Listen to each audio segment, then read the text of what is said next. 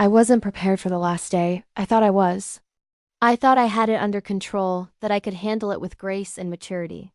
But standing in that classroom, watching my son say goodbye to the place that had been his second home for 3 years, I completely fell apart. And in falling apart, I learned the most important lesson about parenting I've ever received. It started 6 months earlier when we got the news that my husband's company was relocating him. We had a choice: stay in the city we loved, or move across the country for this incredible opportunity. We agonized over the decision for weeks. Late-night conversations, spreadsheets comparing costs of living, pros and cons lists that got longer every day. But ultimately, we decided to go. It was the right move for our family financially and for my husband's career. But it meant leaving everything familiar: our friends, our community, our support system. And it meant taking our 4-year-old son Mason away from the only daycare he'd ever known. Sunshine Corner Daycare had been Mason's second home since he was 14 months old. His teachers there had potty trained him. They'd been there for his first words, his first friendships, his first scraped knee. They'd celebrated his birthdays, comforted him through tough days, taught him to share and count and write his name. They knew his favorite snacks, his fears, his quirks, his dreams. If you've ever had to leave a place or people who helped raise your child, you know how complicated that grief feels. Please share your experience in the comments. And if this is your first time here, please subscribe to support this channel. It means the world. When we told Mason we were moving, he didn't really understand at first. 4-year-olds don't have a great concept of distance or permanence. He thought moving meant we'd still see his friends on weekends, that we'd still go to his daycare just from a different house. Explaining that we were moving far away, that he wouldn't see Miss Rachel or his best friend Leo anymore, was one of the hardest conversations I've ever had. His little face crumpled, and he asked the question that destroyed me. But who will take care of me if Miss Rachel isn't there?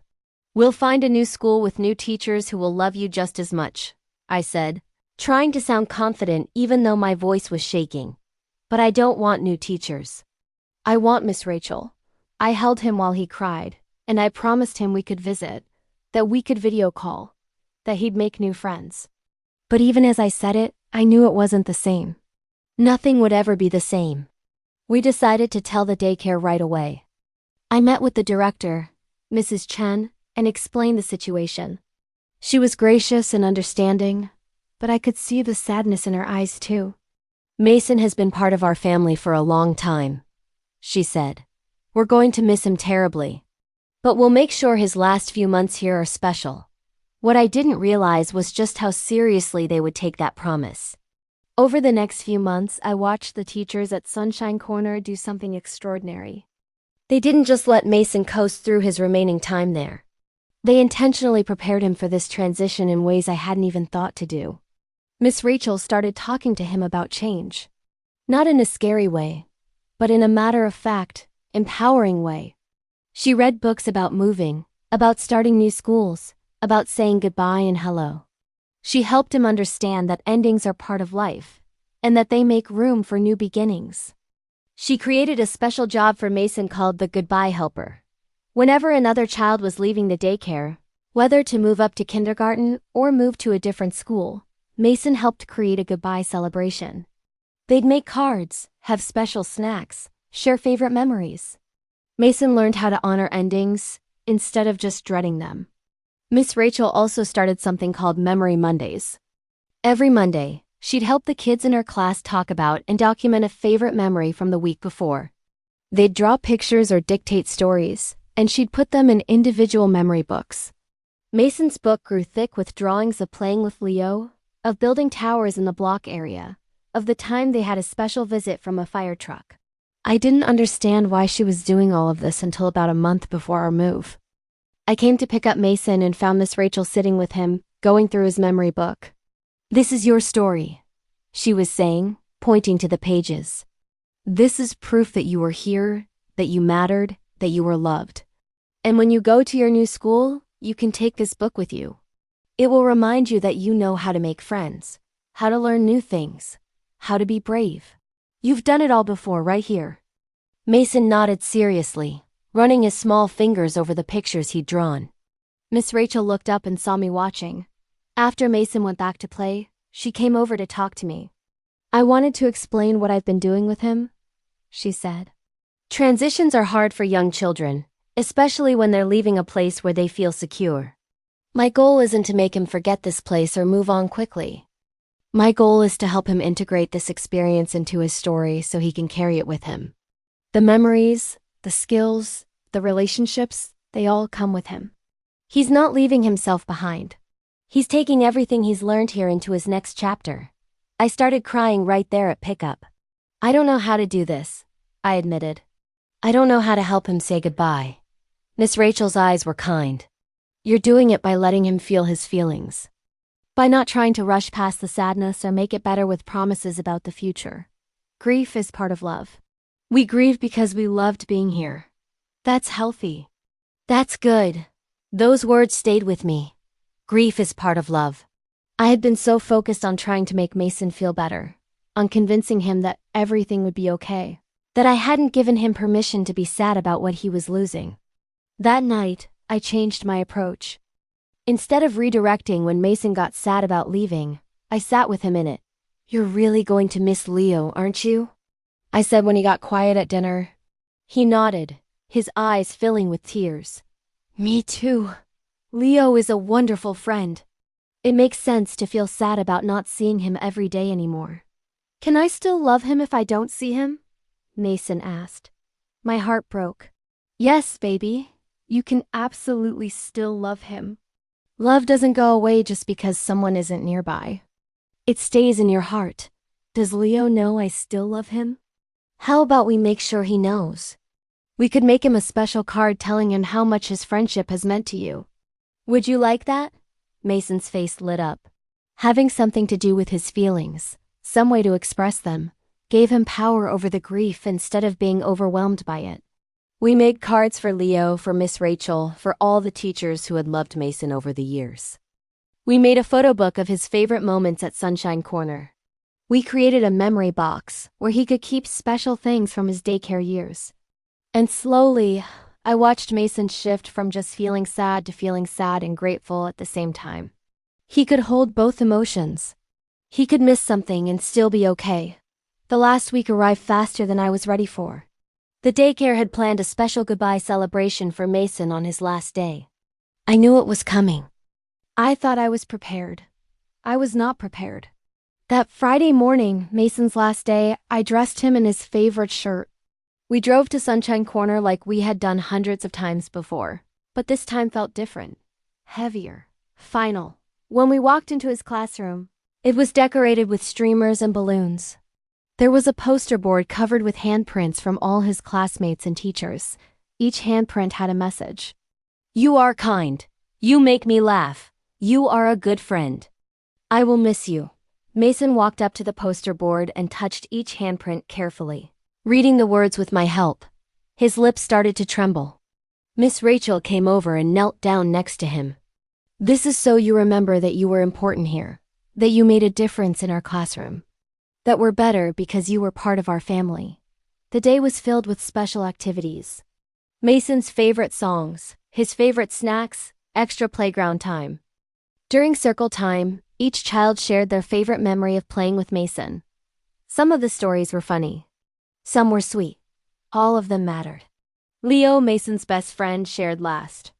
I liked when we built the really big tower and it didn't fall down. And I liked when Mason shared his crackers with me when I forgot mine. He's the bestest friend. Both boys started crying. And then, in that beautiful way children have, they hugged each other and went right back to playing together, determined to make the most of their last day. I watched all of this from the parent observation area, tears streaming down my face. Another mother I'd become friends with over the years, Jennifer, sat down next to me. This is so hard, I said. It is, she agreed. But look at what they're giving him. They're teaching him how to end well. How to say goodbye with intention and love. How many adults don't know how to do that? She was right. The teachers at Sunshine Corner weren't just letting Mason leave. They were honoring his presence, celebrating his impact, and helping him close this chapter with dignity and love. At the end of the day, there was a small ceremony. Mrs. Chun presented Mason with his memory book, now completely full, bound with a ribbon. She also gave him a small framed photo of his class. "Mason," she said, kneeling down to his level, "you have been a light in our school. You've taught us about kindness, about creativity, about joy. We are so grateful we got to be part of your story. And we know that wherever you go next, you're going to shine just as brightly. Because everything you need is already inside you. We just gotta help you discover it." Then Miss Rachel spoke. "I want to tell you something important, Mason. When you get to your new school and you feel scared or nervous, I want you to remember something. You already know how to do this. You walked into this classroom when you were very small, and you learned how to make friends. You learned how to share and take turns. You learned how to try new things even when they were hard. You learned how to be brave. And you can do all of that again. You're taking all those skills with you." Mason nodded, clutching his memory book to his chest. "And one more thing," Miss Rachel continued. "It's okay to be sad. It's okay to miss us. Missing people means we love them, and love is always worth it. So when you feel sad, remember that it means your heart is full of love. And that's a beautiful thing." I couldn't hold it together anymore. I was sobbing. Not quiet, dignified tears. Full body sobs. I was embarrassed, but I couldn't stop. Miss Rachel stood up and came over to me. She pulled me into a hug while I cried on her shoulder. "Thank you," I managed to say. "Thank you for loving him. Thank you for preparing him. Thank you for teaching me how to do this. You're doing great," she said softly. "This is supposed to be hard. It means it mattered." We said our final goodbyes. Leo and Mason hugged for a long time, making promises to video call and visit someday. The teachers each gave Mason a hug, whispering words of encouragement and love. And then we walked out of Sunshine Corner Daycare for the last time. In the car, Mason was quiet. He held his memory book and looked out the window. After a few minutes, he said, "Mama, my heart feels heavy." "Mine too, baby. Is that okay?" "Yes, that's very okay. Heavy hearts mean full hearts. We love them so much that saying goodbye is hard. But we'll carry that love with us." To the new place? To the new place. The move happened quickly after that. Packing, logistics, goodbyes to neighbors and friends. And then suddenly we were in a new city, in a new house, preparing to start Mason at a new preschool.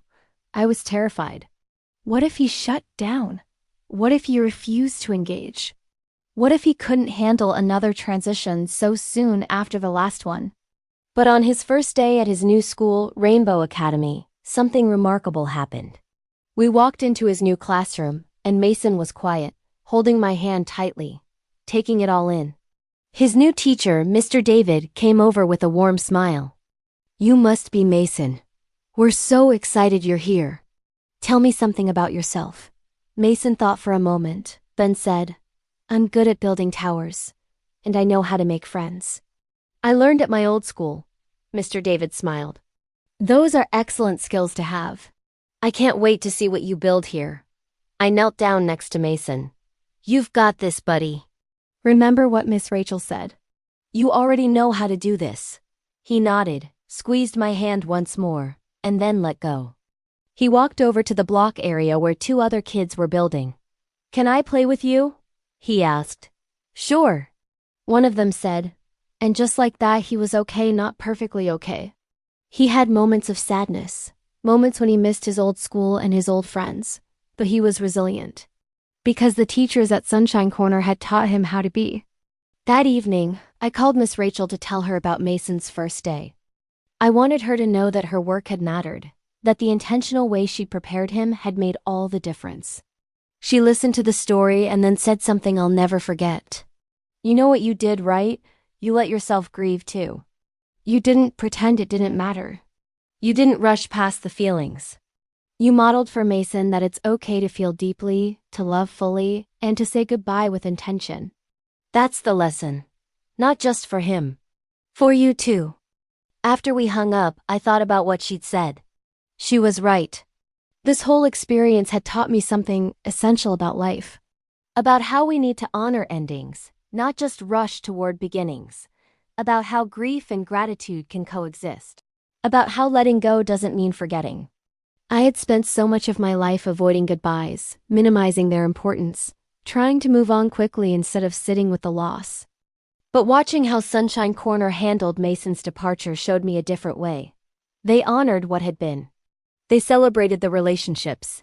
They acknowledged the grief. They created rituals and memories that validated the experience. And in doing so, they gave Mason the tools to carry that love forward instead of leaving it behind. Over the next few months, Mason thrived at his new school. He made new friends, learned new skills, built new towers. But he also kept his memory book from Sunshine Corner on his nightstand. Some nights before bed, he'd flip through it, telling me stories about Leo and Miss Rachel and the fire truck visit. "Do you think they remember me?" he asked one night. "Absolutely. You were important to them." "You still are, even though I'm not there anymore? Even though you're not there anymore." Love doesn't have a distance limit. About 6 months after we moved, we went back to our old city for a visit. I messaged Miss Rachel to see if we could stop by the daycare. She was thrilled. When we walked into that familiar classroom, Mason's face lit up. And when he saw Miss Rachel, he ran to her for a hug. "You got so big," she said, squeezing him tight. "Tell me about your new school." Mason told her everything. About his new friends, about Mr. David, about the cool science experiments they did. Miss Rachel listened with genuine interest, asking questions, celebrating his growth. "I'm so proud of you," she said. "You did exactly what I knew you would do. You took everything you learned here and you used it to bloom somewhere new." "I still have my memory book," Mason told her. "I look at it lots." "Good. Those memories are yours to keep forever." Before we left, Miss Rachel pulled me aside. "Thank you for bringing him back. A lot of families move on and don't look back. But coming back to say hello, to show us who he's becoming, that's a gift to us. It reminds us why we do this work. You changed our lives," I told her. "Not just by taking care of Mason, but by teaching us both how to say goodbye. I use those lessons in every part of my life now." She smiled. "That's the thing about working with children. We think we're just teaching them ABCs and how to share toys. But if we're doing it right, we're really teaching them how to be human. How to connect, how to grieve, how to love, how to let go, how to begin again." Those lessons last forever. On the drive back to our new home, Mason fell asleep in his car seat, exhausted from the excitement of the visit. I looked at him in the rearview mirror, this brave little boy who had handled such a big change with grace because someone took the time to prepare him properly.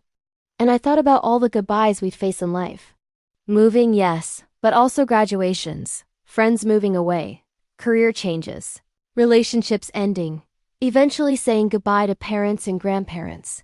Life is full of endings. But what I learned from that goodbye at Sunshine Corner is that endings don't have to be traumatic or avoided. They can be sacred. They can be intentional. They can be full of love and gratitude and hope. The way we end things matters as much as the way we begin them. Maybe more. Because endings teach us what we value, what we'll carry forward, what shaped us. That goodbye broke my heart. Watching my son leave the place that had loved him so well, seeing the tears of teachers who had invested in him, feeling the weight of closing that chapter, it was excruciating. But it also taught me everything.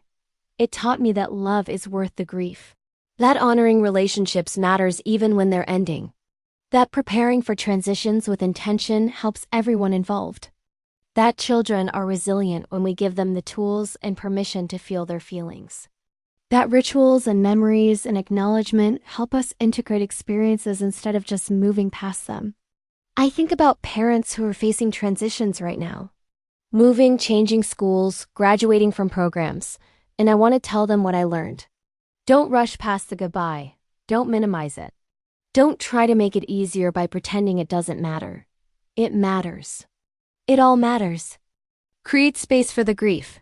Make memories intentional. Honor what's ending even as you prepare for what's beginning. Let your children see you sad. Let them see you grateful. Let them see that both can be true at the same time. And find people like Miss Rachel, like the teachers at Sunshine Corner, who understand that their work is about more than curriculum and schedules. It's about shaping humans. It's about teaching children how to navigate this complicated, beautiful, heartbreaking, joyful experience of being alive. Mason is 7 now, in 2nd grade, thriving. He doesn't talk about Sunshine Corner as much anymore. New experiences have layered on top of those early memories. But sometimes, out of nowhere, he'll mention something Miss Rachel taught him. Or he'll tell a story about Leo, or he'll pull out his memory book and just look at it quietly. Those memories are woven into who he is. They're not separate from his current life. They're the foundation of it. He learned how to be a friend there, how to be brave, how to try new things, how to say goodbye, especially how to say goodbye. Last week, one of Mason's classmates was moving away. Mason came home and asked if we could help him make a goodbye card. I want to tell him that it's okay to be sad, but he's going to be great at his new school, Mason explained. Because he already knows how to make friends here, so he can do it there too. I watched him carefully color the card, writing out his message in his still wobbly 7-year-old handwriting. And I recognized the words. They were Miss Rachel's words, the ones she'd spoken to him 3 years ago, now coming out of his mouth to comfort someone else. That's the legacy of good teaching. It doesn't just stay with the child. It flows through them to others. The love and wisdom they received becomes love and wisdom they share. The daycare goodbye that broke my heart also broke me open to deeper truths about love, loss, and letting go. It taught me that the pain of goodbye is proportional to the beauty of what we had, that we grieve because we loved. And that love is always worth it. If you're going through a difficult goodbye right now, whether with a school or a place or a person, I want you to know it's okay to let it hurt. It's okay to cry. It's okay to feel the weight of what's ending. But also know that how you say goodbye matters. The intention you bring to it, the space you create for feelings, the rituals you establish, the memories you honor, all of it becomes part of the story you and your child carry forward. Don't rush it. Don't minimize it. Let it matter. Because it does matter. It all matters. Thank you to every teacher who has loved a child who wasn't their own. Thank you to every educator who understands that their work is about shaping hearts and minds for a lifetime. Thank you to Miss Rachel and all the teachers at Sunshine Corner who loved my son so well and taught us both how to say goodbye.